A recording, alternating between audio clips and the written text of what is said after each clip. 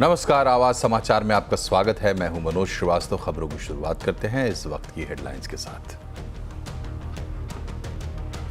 World bank ने भारत के GDP का अनुमान 6.6% से बढ़ाकर किया 7%। कहा, बढ़िया निवेश गतिविधि से ग्रोथ को मजबूती, कृषि और ग्रामीण इलाकों में डिमांड में सुधार, लेकिन एक्सपोर्ट बेहतर करने की सलाह। बंगाल विधानसभा से पास हुआ सख्त एंटी रेप अपराजिता बिल। दोषियों को 10 दिन में फांसी का प्रावधान। ममता बनर्जी बोली, महिला सुरक्षा के लिए लड़ाई। बीजेपी और टीएमसी में जुबानी जंग। पीएम मोदी का ब्रुनेई में जोरदार स्वागत। ब्रुनेई के सुल्तान के साथ करेंगे द्विपक्षीय वार्ता। सिंगापुर भी जाएंगे PM Modi. Web series IC-814 विवाद मामले में सूचना एवं प्रसारण मंत्रालय ने नेटफ्लिक्स को लगाई फटकार। कहा, लोगों की भावनाओं से खेलने का अधिकार नहीं। नेटफ्लिक्स ने आपत्तिजनक कंटेंट हटाने का दिया भरोसा। डिस्क्लेमर डालकर हाईजैकर्स के असली और कोड नाम बताए। 13 दिन की तेजी के बाद बाजार में कंसोलिडेशन, लेकिन निफ्टी और मिड कैप की record closing. Consumer durable, banking, pharma में तेजी। एनर्जी, मेटल, तेल, गैस पर दबाव। 10 मिनट में राशन डिलीवरी वाले धंधे पर हो सकती है सख्ती। प्रेडेटरी प्राइसिंग, डीप डिस्काउंटिंग जैसे अनफेयर प्रैक्टिस का आरोप। डिजिटल कंपटीशन बिल के तहत रेगुलेशन पर चर्चा जारी। CNBC आवाज एक्सक्लूसिव। 350cc बाइक सेगमेंट में नई एंट्री। जावा की 42FJ भारत में लॉन्च। मॉडर्न रेट्रो थीम वाला डिजाइन और लिक्विड कूल्ड इंजन। कीमत 2 लाख से शुरू।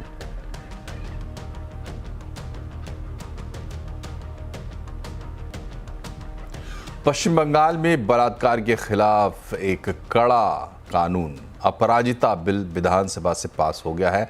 अपराजिता बिल में रेप और मर्डर या पीड़ित को वेजिटेटिव स्टेज में पहुंचाने वाले आरोपी के लिए मौत की सजा का प्रावधान है। ये प्रावधान केंद्र के कानूनों से ज्यादा सख्त है, इसलिए विशेषज्ञों के मुताबिक अपराजिता बिल पर राष्ट्रपति की सहमति की जरूरत पड़ेगी। बिल में ऐसे मामलों की जांच के लिए अपराजिता टास्क फोर्स और फास्ट ट्रैक कोर्ट का भी प्रावधान रखा गया है। ममता बनर्जी ने विपक्ष से अपील की है कि वो राज्यपाल से बिल पर दस्तखत करने को कहे। बिल को ऐतिहासिक बताते हुए ममता बनर्जी ने कहा कि RG कार मेडिकल कॉलेज मामले में आरोपी को फांसी की सजा मिलनी चाहिए। মনে রাখবেন, এই বিলটি এখানে পাস হওয়ার পরে মাননীয় রাজ্যপালের কাছে যাবেন। তিনি তাড়াতাড়ি এটা পাস করলে এটা রাষ্ট্রপতির কাছে যাবে। রাষ্ট্রপতির কাছে গেলে এটা আইনে পাস হবে এবং এটা আইনে পাস হলে এটা একটা ইতিহাস হয়ে থাকবে এবং সব রাজ্য এটাকে আগামী দিন মডেল করবে, মনে রাখবেন। Web series Kandahar hijack IC-814 से जुड़े विवाद में आज नेटफ्लिक्स की कंटेंट हेड सूचना एवं प्रसारण मंत्रालय में हाजिर हुई। नेटफ्लिक्स आपत्तिजनक कंटेंट में बदलाव करने के लिए तैयार हो गया है। डिटेल बता रहे हैं असीम मनचंदा। नेटफ्लिक्स की web series IC-814 the Kandahar hijack के आते ही विवाद शुरू हो गया।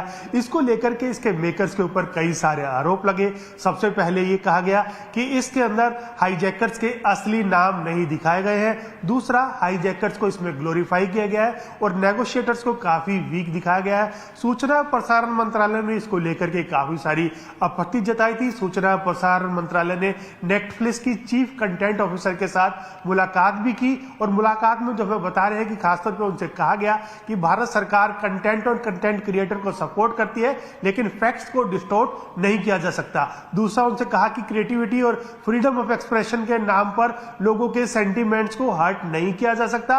और तीसरा, उनसे कहा कि अगर आप कोई भी ऐसी चीज बना रहे तो आपको अपने फैक्ट्स और रिसर्च पूरी तरह से अच्छी तरह से जांच लेने चाहिए। तो ये 3 इंस्ट्रक्शंस उनको दिए गए थे। अब नेटफ्लिक्स ने उसके ऊपर भी संज्ञान ले लिया है। नेटफ्लिक्स ने अपने जो भी अपनी वेब सीरीज है उसके अंदर एक डिस्क्लेमर ऐड कर दिया है। इस डिस्क्लेमर में बताया उन जो हाईजैकर्स हैं उनके रियल नाम बताए जाएंगे और उम्मीद है कि इसके बाद ये सारा विवाद यहीं पर खत्म हो जाएगा। प्रधानमंत्री नरेंद्र मोदी आज ब्रुनेई पहुंचे। ब्रुनेई में उनका गर्मजोशी से स्वागत हुआ। द्विपक्षीय वार्ता के लिए ब्रुनेई की यात्रा करने वाले नरेंद्र मोदी भारत के पहले प्रधानमंत्री हैं। पीएम 4 सितंबर यानी कल तक ब्रुनेई में रहेंगे। इसके बाद सिंगापुर के लिए रवाना होंगे। सिंगापुर में प्रधानमंत्री 5 सितंबर तक रहेंगे। ब्रुनेई और सिंगापुर दोनों भारत के लिए महत्वपूर्ण हैं। पीएम मोदी का ब्रुनेई दौरा दोनों देशों के बीच रक्षा सहयोग के हिसाब से अहम माना जा रहा है। भारत और सिंगापुर में डिजिटल पेमेंट में अहम समझौते होने की संभावना है। और हरियाणा चुनाव को लेकर कांग्रेस दफ्तर पर सुबह से हलचल आज तेज रही। राहुल गांधी ने हरियाणा चुनाव को लेकर एक दिन पहले हुई सीईसी की बैठक में आम आदमी पार्टी से गठबंधन को लेकर अपनी पार्टी के नेताओं से राय मांगी थी। आने वाले विधानसभा चुनाव में कांग्रेस और आम आदमी पार्टी के बीच गठबंधन हो सकता है। राहुल गांधी के गठबंधन के सुझाव पर आम आदमी पार्टी का बयान भी सामने आ गया है। आपके सांसद संजय सिंह ने कहा है कि वो राहुल गांधी के सुझाव का समर्थन करते हैं और उनकी पहली प्राथमिकता बीजेपी को हराना है। वहीं हरियाणा कांग्रेस के प्रभारी दीपक बाबरिया ने भी इस पहल का स्वागत किया है।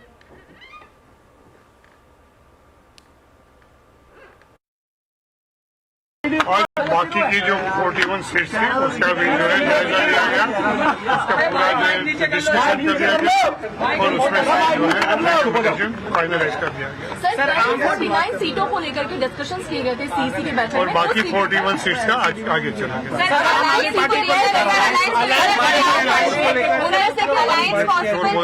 आदमी पार्टी अलायंस को लेकर तमाम सवाल खड़े हो रहे हैं। आम आदमी पार्टी के साथ में क्या कांग्रेस आगे बातचीत करेगी? क्या अलायंस फॉर्मेशन होगा? आम आदमी पार्टी के साथ कांग्रेस की कुछ बात हो रही है, अभी कुछ निश्चित नहीं हुआ है। जैसे निश्चित होगा आपको बता दिया। आम आदमी पार्टी से गठबंधन की जरूरत महसूस क्यों हो रही है कांग्रेस को? जहाँ भी बीजेपी को हराना है, वोटों का बंटवारा नहीं होने देना है, तो निश्चित रूप से करेंगे। उनके इस कथन का मैं स्वागत करता हूं और निश्चित रूप से भारतीय जनता पार्टी को हराना हम सबकी प्राथमिकता है। उनकी नफरत की राजनीति, उनकी जन विरोधी और किसान विरोधी राजनीति, नौजवानों के खिलाफ उनकी राजनीति को, महंगाई के खिलाफ जो हम लोगों का मोर्चा है, निश्चित रूप से उनको हराना हमारी प्राथमिकता है। लेकिन इसके बारे में आधिकारिक रूप से जो हमारे प्रभारी हैं हरियाणा के संदीप पाठक जी और सुशील गुप्ता जी, वो लोग इसके बारे में अंतिम फैसला बातचीत करके और इसकी सूचना केजरीवाल साहब को देंगे और उस हिसाब से निर्णय लिया जाएगा। झारखंड के मुख्यमंत्री हेमंत सोरेन अपनी पत्नी कल्पना सोरेन के साथ आज राहुल गांधी से मिले। राहुल के आवास पर हुई इस बैठक में कांग्रेस अध्यक्ष मल्लिकार्जुन खड़गे और कांग्रेस महासचिव केसी वेणुगोपाल भी शामिल थे। सोरेन ने इसे एक औपचारिक मुलाकात बताया और कहा है कि विधानसभा चुनाव को लेकर जल्द ही चर्चा की जाएगी। झारखंड में इसी साल चुनाव होने वाले हैं। हाल में झारखंड के कद्दावर नेता और पूर्व मुख्यमंत्री चंपाई सोरेन जेएमएम छोड़कर बीजेपी में शामिल हुए हैं। हेमंत सोरेन ने कहा कि झारखंड में इंडिया गठबंधन में सब कुछ ठीक है और वो पूरी ताकत से चुनाव लड़ेंगे।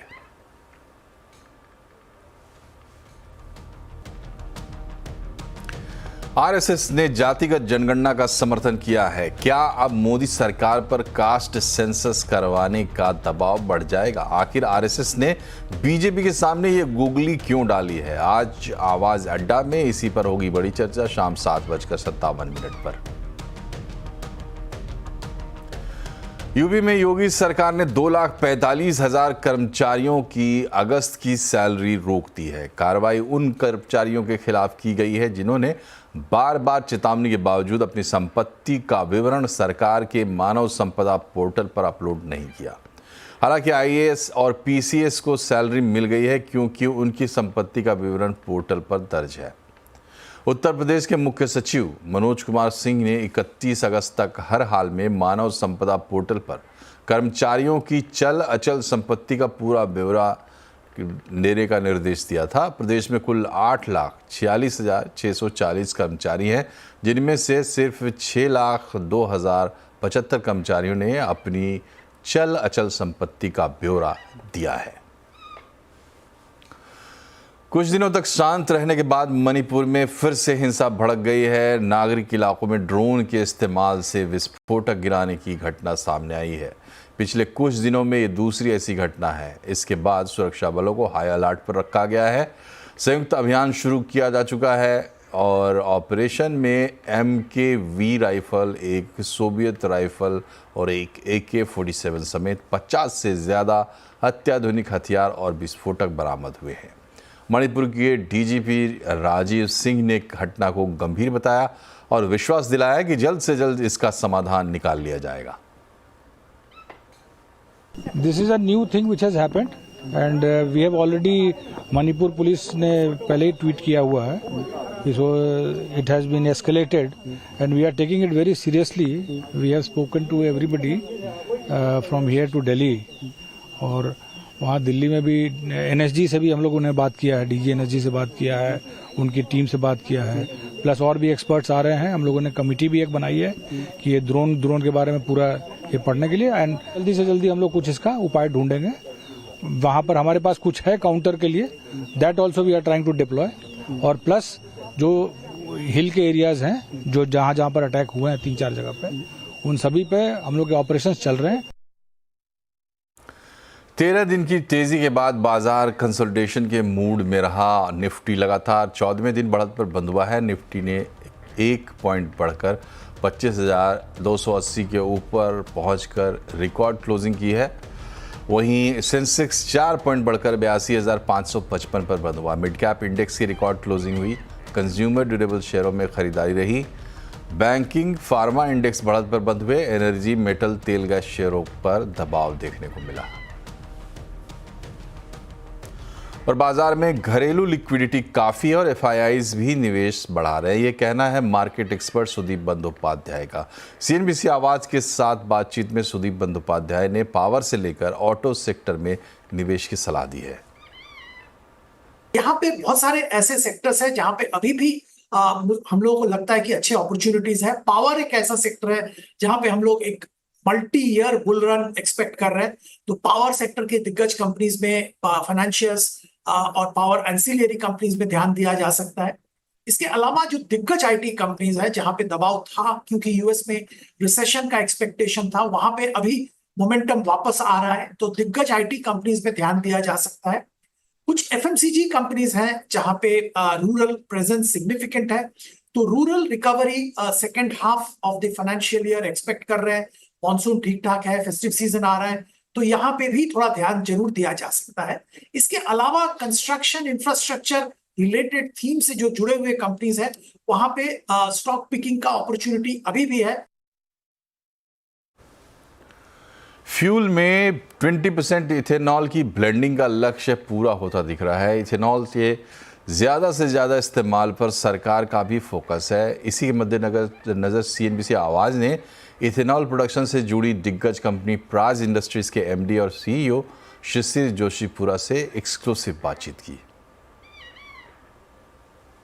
कि हमारे पास काफ़ी फीड स्टॉक्स की एक जिस क्षेत्र में जो फीड स्टॉक अवेलेबल है वहां से हम उसका एथनॉल बना सकते हैं। और ये एक इस तरह से दर्शाता है कि गवर्नमेंट कितनी कमिटेड है बायो एनर्जी के क्षेत्र को आगे लेके जाने के लिए। और ये उनके इस फैसले से मुझे लगता है कि हमारे देश में जो हमारे EBP 20 का प्रोग्राम है और उसके आगे भी काफ़ी आगे दूसरे अध्याय जो खुलने वाले हैं बायो एनर्जी के क्षेत्र में, उसमें इसमें काफ़ी मदद होगी और ये बहुत ही अच्छा और बहुत महत्वपूर्ण फैसला है। हमारा 2025 का जो हमारा लक्ष्य है वो तो अभी पूर्ण होता दिखता नजर आ रहा है। अभी उसके आगे जब हम जाएंगे तो सस्टेनेबल एविएशन फ्यूल एक बहुत बड़ी क्षेत्र है जहाँ पे अभी तक कुछ भी काम शुरू नहीं हुआ है, लेकिन वहाँ पे अल्कोहल टू जेट पाथवे जो है जहाँ पे एथनॉल फीड स्टॉक बन जाएगा वो भी काफ़ी महत्वपूर्ण है, क्योंकि इंटरनेशनल एग्रीमेंट्स हैं जहाँ पे हमें 2027 की जनवरी से इंटरनेशनल फ्लाइट्स के अंदर तो सेफ ब्लेंड करना शुरू करना पड़ेगा। इसी तरीके से जैसे हम आगे जाएंगे भी डीजल ब्लेंडिंग प्रोग्राम आएगा।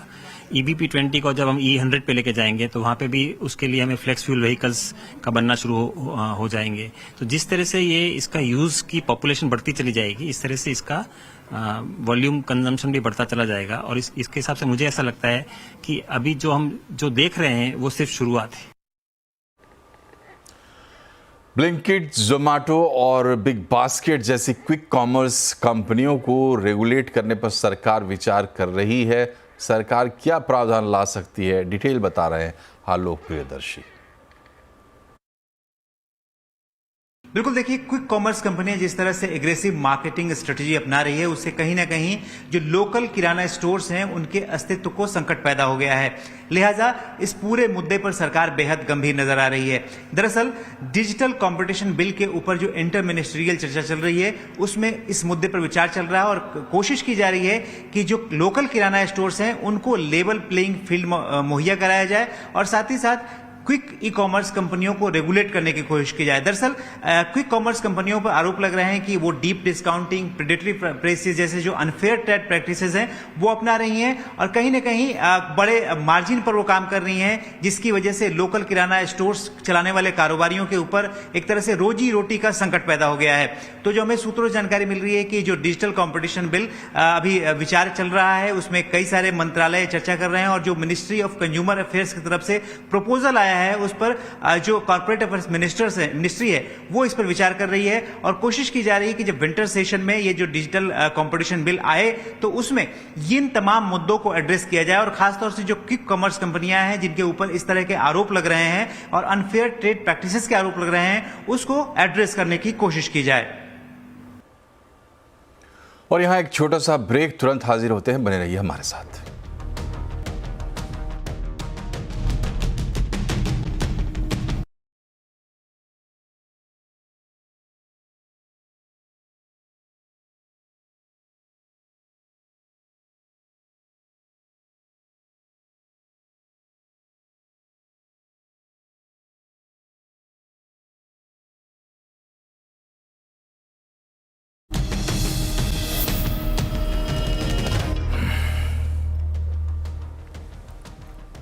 ब्रेक के बाद एक बार फिर से आपका स्वागत है। हम सब आइसक्रीम तो खाते हैं, लेकिन भारत में आइसक्रीम की कितने फ्लेवर्स हैं और आने वाले समय में कौन कौन से नए फ्लेवर्स जुड़ने वाले हैं?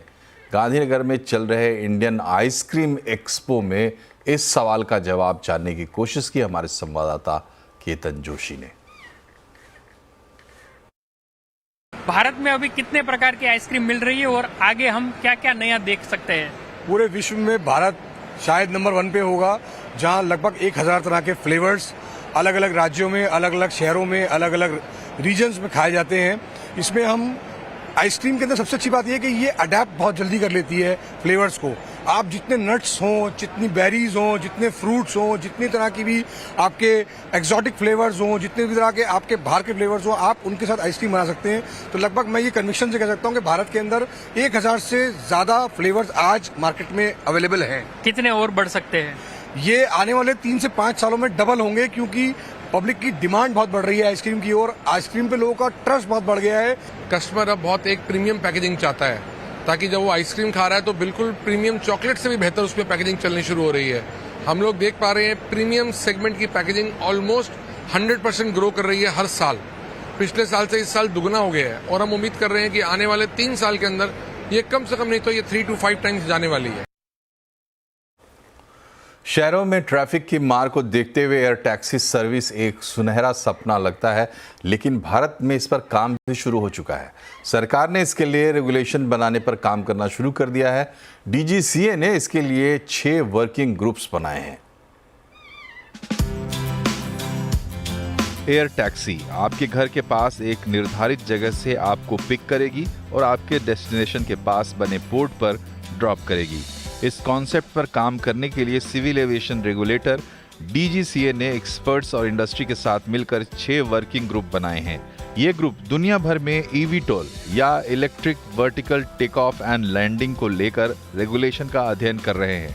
इसके अलावा ये ग्रुप एयर टैक्सी के design, ports, air traffic management और सर्टिफिकेशन प्रोसेस पर काम कर रहे हैं। इन ग्रुप्स की रिपोर्ट के आधार पर सरकार एयर टैक्सी पॉलिसी लेकर आएगी, लेकिन देश के स्टार्टअप्स अभी से एयर टैक्सी डेवलप करने पर काम कर रहे हैं। हैदराबाद का स्टार्टअप मारूट अगले साल तक अपना ईवीटोल शोकेस कर सकता है।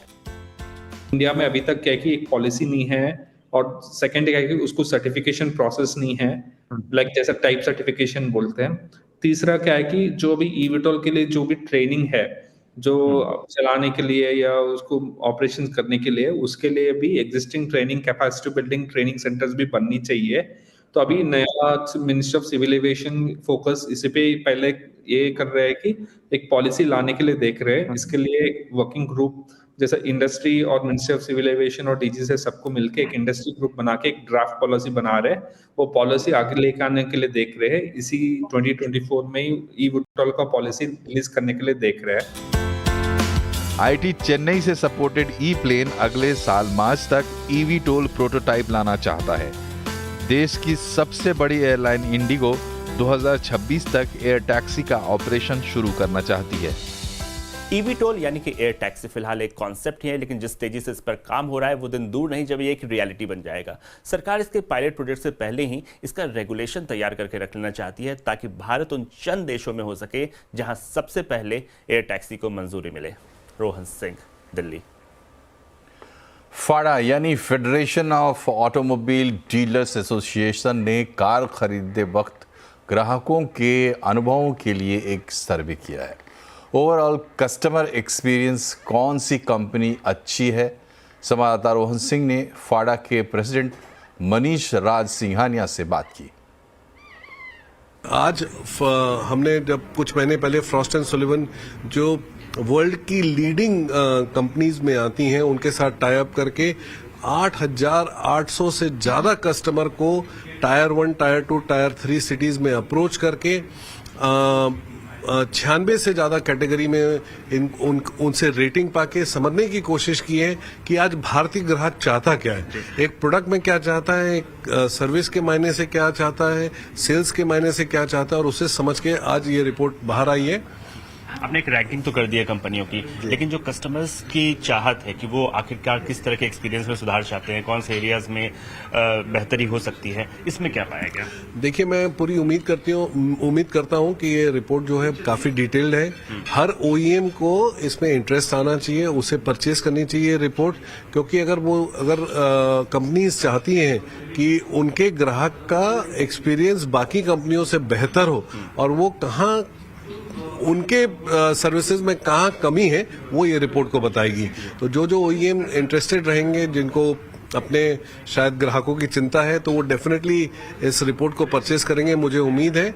और ओवरऑल जो है हम भारतीय ग्राहक की जो उम्मीदें हैं हम उससे कैसे ऊपर जा सकते हैं, खरे उतर सकते हैं, ये वो उस रिपोर्ट थ्रो करेगी।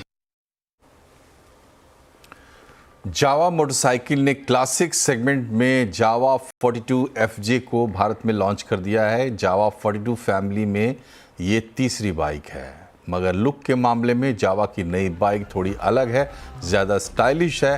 350cc के पावरफुल इंजन के साथ ये बाइक लॉन्च हुई है। बाइक की शुरुआती कीमत 2 लाख है और टॉप वेरिएंट की कीमत 2,20,000 रुपये है। इसकी खासियतें बता रहे कुमार संजय। जावा ने क्लासिक सेगमेंट में अपनी नई बाइक, जी हाँ, जावा 42FG लॉन्च कर दी है। आपके सामने है, जी हाँ, बहुत ही खूबसूरत और बहुत ही क्लासिक बाइक है और ये पूरी तरह से मेड इन इंडिया बाइक है। और इस जावा क्लासिक 42FG में आपको नया अल्फा 2 इंजन है, जिसका पावर है 350cc इंजन, जी आप देख सकते हैं, लिक्विड कूल इंजन है और जो इसका पावर आउटपुट है 29 bhp और जो टॉर्क है वो भी काफ़ी बेहतर है, 29.6 न्यूटन मीटर। और ये इंजन 6 स्पीड गियर के सहारे काम करता है और इसमें असिस्ट स्लीपर क्लच भी दिया गया है। जो फ्यूल टैंक है वो काफ़ी बड़ा है, यानी इसमें ज़्यादा फ्यूल आप भर सकते हैं और सीट को क्लासिक रखा गया है, 2 लोग आराम से इसमें बैठकर सफ़र कर सकते हैं। और इसका जो व्हील बेस है वो जो जावा 42 है उससे काफ़ी बड़ा है। जी हाँ, इस बाइक का जो व्हील बेस का साइज है, फ्रंट व्हील से रियर व्हील, उसका साइज है 1440 mm। इसी वजह से जब आप टूरिंग करते हैं, लॉन्ग रूट पर जाते हैं, तो आपको बेहतर स्टेबिलिटी मिलता है। जो इसके जितने भी लाइट्स लगे हैं, चाहे हेडलैम्प हो, टर्निकेटर हो या फिर पीछे का टेल लैम्प, सब में आपको LED का इस्तेमाल किया गया है। जो फोक है काफ़ी वाइड रखा गया है और इसमें आपको 18 इंच के टायर दिए गए हैं, जबकि रियर में आपको 17 इंच का टायर दिया गया। साथ ही जो इसका डिस्क ब्रेक देख रहे हैं आप, इसका साइज है 320 mm। पेरिस पैरालंपिक्स के छठे दिन Avani women's 50 metre rifle 3 position SH1 के फाइनल में पहुंच गई हैं। क्वालिफिकेशन राउंड में अवनी 7वें स्थान पर रही। इसी इवेंट में एक अन्य भारतीय एथलीट मोना अग्रवाल क्वालिफाई नहीं कर पाई। मोना 13वें स्थान पर रही। वहीं पूजा जटिया आर्चरी के विमेंस इंडिविजुअल रिकर्व इवेंट के क्वार्टर फाइनल में पहुंच गई हैं। उन्होंने प्री क्वार्टर फाइनल में तुर्की की यागोमोरू सेंगुल्स को 6-0 से हराया है। 400 मीटर T20 फाइनल में रात 10 बजे दीप्ति जीवनजी उतरेंगी। पेरिस और पैरालंपिक्स में भारत में अब तक 15 मेडल जीत लिए हैं। 5वें दिन भारत के खाते में एक साथ 8 मेडल आए थे।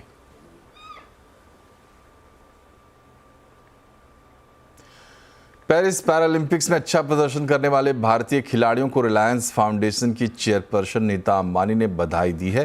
उन्होंने कहा है कि आपने हर भारतीय के दिल को गर्व से भरा, ऐसे ही प्रेरित करते रहें, सीमाओं को तोड़ते रहें और तिरंगे को और भी ऊंचाइयों तक ले जाएं।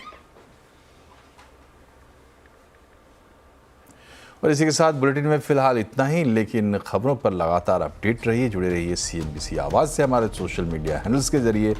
नमस्कार।